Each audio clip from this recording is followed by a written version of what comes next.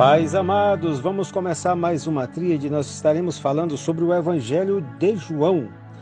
Nós vamos começar fazendo uma pequena introdução do Evangelho de João e depois nós vamos falar capítulo por capítulo do Evangelho de João. Gostaria que você nos acompanhasse com muito carinho e muita atenção. Nós ficaremos 22 dias falando sobre o Evangelho de João. Primeiro nós estaremos fazendo essa pequena introdução e logo depois nós falaremos sobre os 21 capítulos do Evangelho de João. O Evangelho de João talvez seja o mais intrigante dos 4 relatos da vida e do ensino de Jesus que encontramos na Bíblia. Neste que é mais um tratado teológico do que uma narrativa histórica, João põe diante dos seus leitores o desafio da encarnação, Deus em carne humana. Sobre a autoria e data do Evangelho de João. A autoria do Evangelho de João tem sido tradicionalmente atribuída ao apóstolo João, filho de Zebedeu, irmão de Tiago. O Evangelho em si, porém, não registra o nome do autor, o que tem tornado a autoria de João um assunto muito debatido pelo intérprete e os grandes estudiosos da palavra de Deus. A única referência ao autor é o discípulo a quem Jesus ama, que está lá em João 21, 20 e o versículo de número 24. O apóstolo João é geralmente considerado o autor porque o Evangelho traz muitos indícios que dão a entender que ele foi escrito por uma testemunha ocular da vida e do ministério de Jesus, como faz supor a menção do aroma do perfume do vaso quebrado na casa de Betânia, que está lá em João 12, versículo 3. Amados, pessoas anônimas nos sinóticos recebem nomes no Evangelho de João. Muitos outros aspectos do Evangelho apontam para o apóstolo João. Exemplo disso são o conhecimento que o autor tinha da geografia da Palestina e de seus costumes judaicos, além do fato de se incluir no círculo mais íntimo dos discípulos identificados pelos evangélicos sinóticos como Pedro, Tiago e João. Alguns escritores dos primeiros períodos da história cristã, como Irineu e Tertuliano, também atribuem o evangelho ao apóstolo João. Agora, quem foi o apóstolo João? João era o discípulo a quem Jesus amava. O irmão de João era Tiago, e junto eles foram chamados filhos do trovão por Jesus. Está registrado lá em Marcos 3,17. A mãe deles era Salomé, que serviu a Jesus na Galiléia e mais tarde testemunhou sua crucificação. O apóstolo João fora seguidor de João Batista e talvez tivesse apenas 25 anos de idade quando foi chamado para seguidor de Cristo, para ser apóstolo de Cristo. Além do Evangelho, tradicionalmente supõe-se que João escreveu as 3 epístolas que levam seu nome, bem como o Apocalipse. Depois que Cristo subiu ao céu, João tornou-se uma das principais figuras na igreja em Jerusalém, junto com Pedro e Tiago. Está registrado no livro de Atos dos Apóstolos e Gálatas também. Amados, só o apóstolo Paulo teve mais livros que ele, incluídos no cânon do Novo Testamento. João foi pastor da igreja em Éfeso, de onde o imperador Dominiciano o enviou para a ilha ou para o exílio na ilha de Patmos. Amados, a ilha de onde ele escreveu o Apocalipse, está lá em Apocalipse capítulo 1, versículo 9. A maioria dos intérpretes, estudiosos e eruditos conclui que João foi o último dos 4 evangelhos a ser escrito, muito provavelmente entre o ano 60 e 90 depois de Cristo. Amados, sobre gênero literário. O gênero literário do Evangelho de João é exatamente este, um evangelho. O que é um evangelho? A palavra em português é uma transliteração do grego evangelion, que literalmente significa boas notícias ou boas novas. Com referência aos 4 evangelhos no Novo Testamento, o que temos é uma narrativa das boas novas de Jesus. João fez uso de muitas figuras da poesia hebraica, com destaques para o paralelismo. O Evangelho de João não contém parábolas, como Mateus, Marcos e Lucas, mas apresenta muitas alegorias usadas por Jesus em seu ministério de ensino. Agora, mais uma colocação. Qual é o propósito e teologia do Evangelho de João? O tema do Evangelho de João é que Deus assumiu a forma humana na pessoa de Jesus Cristo. Por essa razão, o Evangelho de João é com frequência considerado o mais evangelístico dos 4 evangelhos. A ênfase de João na natureza de Cristo, em contraste com os relatos mais cronológicos e históricos da vida de Jesus em Mateus, Marcos e Lucas, causou a classificação popular dos outros 3 evangelhos como evangelhos sinóticos. Isso quer dizer que eles apresentam uma perspectiva e ênfase semelhante entre si, enquanto o evangelho de Jesus de João é classificado à parte. A palavra sinótico quer dizer que consegue ver, ou seja, perceber em uma só visão os 3 evangelhos juntos, praticamente iguais e idênticos. Amados, eu quero lhe falar uma coisa para você não esquecer. Praticamente todo leitor dos 4 evangelhos considera o evangelho de João singular em sua maneira de contar e explicar a vida de Jesus.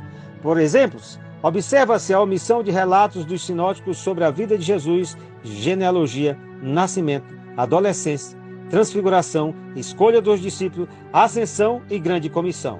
E encontramos apenas em João Cristo, chamado Verbo, Criador, Cordeiro de Deus e o grande Eu Sou. Olha só, os contrastes entre João e os sinóticos foram avaliados de muitos ângulos diferentes por uma infinidade de intérpretes estudiosos da Palavra de Deus.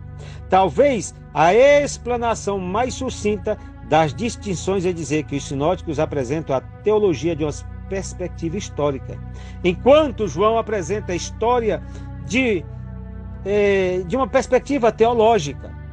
O propósito do Evangelho de João não é objeto de especulação. Ele contém o propósito mais claramente expresso em toda a Bíblia. Estes sinais foram registrados para que creiais que Jesus Cristo é o Filho de Deus, e para que, crendo, tenhais vida em seu nome. João 20, 31. A ideia-chave aqui é crer. Crer. Encontrada em João cerca de 100 vezes, e isso dá ao Evangelho 2 princípios principais. O primeiro é que o Evangelho de João procurou colocar as pessoas frente a frente com a vida e com a identidade de Jesus Cristo, para que submetessem a sua vida à soberania de Jesus. Por isso, o principal propósito do Evangelho de João é evangelístico. Em segundo lugar, pode-se traduzir: creais na afirmação de João por continueis crendo, o que revela o propósito de não só ganhar pessoas para a fé em Cristo, mas também de fortalecer a família da fé que já está andando com Cristo. O tema teológico central em João é a natureza de Jesus. E esse evangelho nos ensina que o Verbo era Deus e o Verbo se tornou carne. João 1:1 e o versículo 14 também fala sobre isso. O Evangelho de João apresenta Jesus como o próprio Deus em forma humana. A maneira mais clara e perceptível de ver isso talvez esteja nas 7 declarações de Eu Sou, encontradas no capítulo 6 ao capítulo 15, que descrevem como o pão da vida, a luz do mundo, a porta, o bom pastor, a ressurreição e a vida, o caminho, a verdade e a vida, e a videira verdadeira. Há momentos no Evangelho de João em que Jesus até se equiparou diretamente com o nome que o Antigo Testamento dá ao próprio Deus: Eu sou Yahvé. Amados, quem é Jesus? Ou seja, quem vê Jesus, vê o Pai. Então, a antiga heresia chamada docetismo, não sei se você já estudou isso dentro da cristologia, porém, não pode ser encontrada nesse relato da vida de Jesus. Os docetas enfatizavam a divindade de Cristo à custa da sua humanidade. O Evangelho de João equilibra a proclamação de que Jesus era Deus em forma humana, com a proclamação de que Jesus era totalmente humano. Entre outras características exclusivas do Evangelho de João, relacionadas com o propósito de mostrar que Jesus era Deus em forma humana, encontra-se os 7 testemunhos: João Batista, Natanael, Pedro, Marta, João e o próprio Cristo, que proclamam a divindade de Jesus, e os 7 milagres: águas transformadas em vinho, a cura do filho do oficial do rei. Lembra? A cura do homem lá em Betesda, no tanque, a multiplicação dos pães, andar sobre a água, a cura do cego e a ressurreição de Lázaro. Olha só, quem pode afirmar, eu quero te dizer uma coisa, a pessoa singular de Jesus Cristo, como Filho de Deus, a própria palavra está falando isso através da história do Evangelho de João.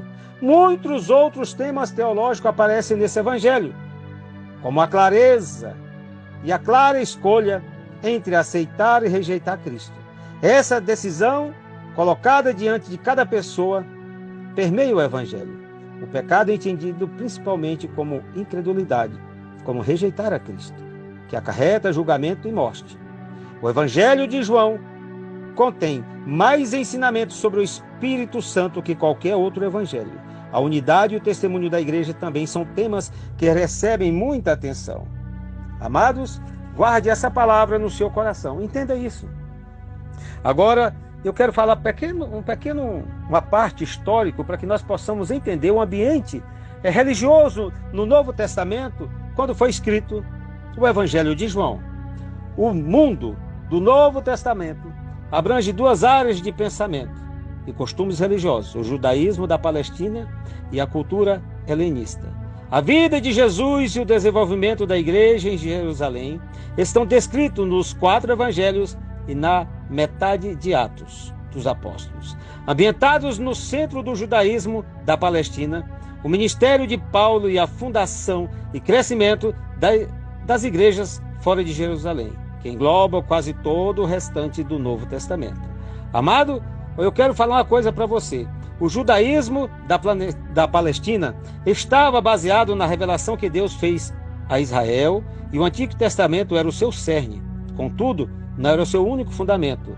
Os desenvolvimentos históricos dos pensamentos, dos costumes religiosos, resultaram em instituições como a sinagoga e o sinédrio, partidos como o dos fariseus e dos saduceus, e festas como a de Hanukkah ou da dedicação, que não aparecem no Antigo Testamento. Amados, quem eram os fariseus? Para que você possa nos acompanhar quando estiver estudando o Evangelho de João, os fariseus. Precisamos compreender os partidos ou alternativas de vida religiosa. É a melhor maneira de entrar no mundo do judaísmo da Palestina. O partido mais popular na época de Jesus era o dos fariseus. Eles acreditavam que as regras de pureza para os sacerdotes em serviço no templo deviam ser entendidas e estendidas a todos os aspectos da vida, daí sua ênfase na pureza ritual. Para atingir esses objetivos, os fariseus elaboraram regras chamadas tradição dos anciões. Eles achavam que essas tradições tinham tanta autoridade quanto as próprias leis do Antigo Testamento, porque suas regras aplicavam a lei. Jesus foi acusado de violar a lei do sábado, porque curava-se nesse dia. E a lei dos fariseus definia curar como um trabalho. Agora preste atenção. Quando você estiver caminhando, você vai encontrar outro grupo, que eram os saduceus. Os saduceus era o partido dos sacerdotes. O coração desse movimento estava na dedicação ao templo e na sua preservação.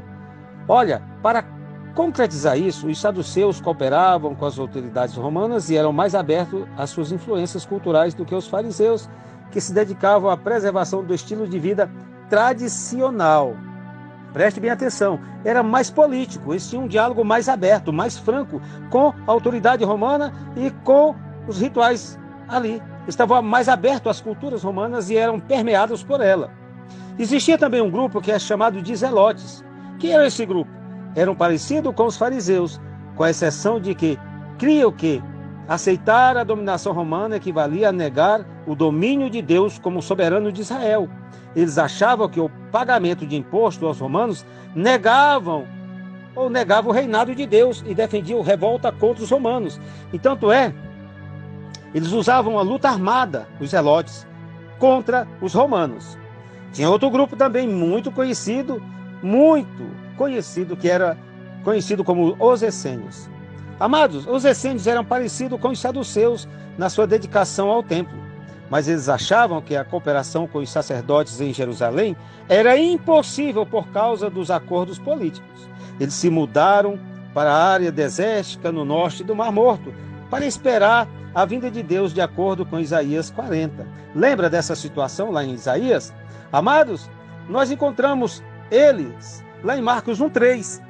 A cultura helenista, que era o mundo do ministério de Paulo, era marcada pela unidade da língua grega, que a gente chama de grego koiné, que foi o grego que o Novo Testamento foi escrito. Tirando a parte o livro de Hebreus, que é em um grego mais clássico, todo o Novo Testamento foi escrito em grego koiné. Koiné significa grego comum, que era a língua falada pelo povo, não pela alta sociedade. Pela abertura. Então vamos lá. Eu gostaria que você entendesse uma coisa. Guarde isso no coração, vai ser de importância para nós caminharmos no Evangelho de João. E você já conhece esses 4 grupos aqui: os fariseus, os saduceus, os zelotes e os essênios. Deus te abençoe, Deus te dê um dia de paz. Amanhã nós vamos estar no capítulo 1, então nós vamos estar na parte 1. Aqui a parte número 1, que é o início. É uma, vamos dizer assim, uma introdução ao Evangelho de João e um pano de fundo histórico sobre, naquele momento, a nação que estava vivendo ali, o judaísmo da Palestina, onde Jesus nasceu, viveu e morreu, e aonde se iniciou a igreja de Jesus Cristo. Deus te abençoe, Deus te dê um dia de paz. Pastor Enê Lima, Brasília, Distrito Federal.